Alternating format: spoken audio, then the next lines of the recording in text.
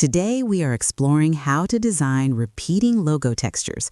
Start Photoshop and create a square canvas around 1500 pixels. Then import your logo file and convert it into a smart object, so resizing maintains quality. Position the logo centrally and duplicate it across the canvas using alignment tools to keep spacing equal. Rotate some copies slightly if variation is desired while preserving brand readability. Apply Filter, Other, Offset to check seamless edges and adjust placement until repetition flows perfectly. Choose brand colors and test opacity variations for subtle texture effects. Define the layout